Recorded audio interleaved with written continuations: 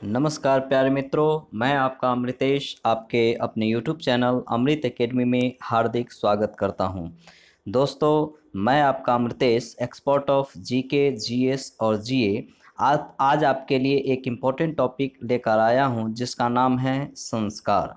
आप लोग को पता होगा, हिंदू धार्मिक ग्रंथों के अनुसार स्मृति ग्रंथों में संस्कारों की कुल संख्या 16 बताई गई है और उसी सभी 16 का 16 जो संस्कार है, उसी 16 को वन बाय वन हम लोग एक एक करके पढ़ेंगे। संस्कारों में प्रथम जो है गर्भाधान संस्कार है, जो संतान प्राप्ति के लिए होता है।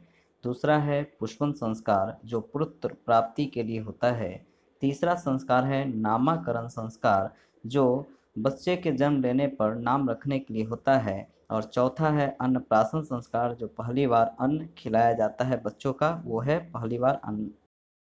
पांचवा है जातकर्म संस्कार, जो जन्म संबंधी संस्कार होते हैं। छठा है चूड़ाकरण संस्कार, यानी जिसे मुंडन संस्कार कहते हैं।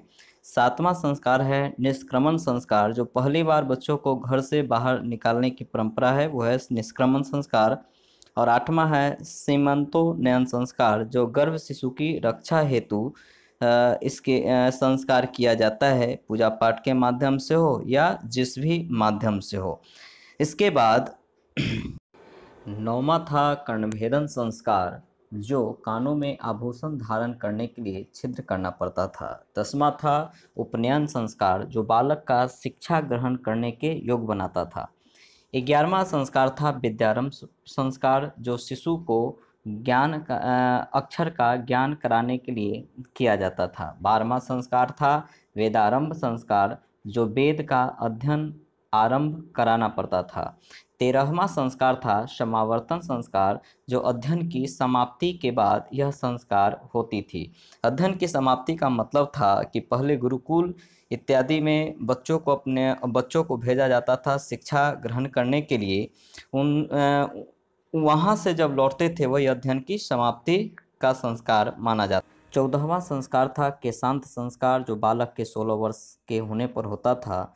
15वां संस्कार था विवाह संस्कार, जो स्त्री और पुरुष के साथ होता था। यह है 16वां सबसे इम्पोर्टेंट संस्कार है, जिसका नाम है अंत्येष्टि संस्कार, जो मृत्यु पर किया जाने वाला संस्कार होता है, जो हिंदू धर्म में खासकर प्रचलित है। ऐसे सभी धर्मों में यह प्रचलित है। सबसे इम्पोर्टेंट संस्कार है उपनयन संस्कार। 16 संस्कारों में यह शूद्र को छोड़कर सभी तीनों वर्णों में यह संस्कार होता है। ब्राह्मण, क्षत्रिय और वैश्य के बच्चों का जो उपनयन संस्कार है, वो 8 वर्ष में ब्राह्मण का, 11 वर्ष में क्षत्रिय का और 12 वर्ष में वैश्य के लिए नियमित बनाया गया है। उपनयन संस्कार के बाद बालक इस संस्कार के बाद द्विज यानी दोबारा जन्म लेने वाले कहलाते हैं। इसलिए 16वें संस्कार में सबसे इम्पोर्टेंट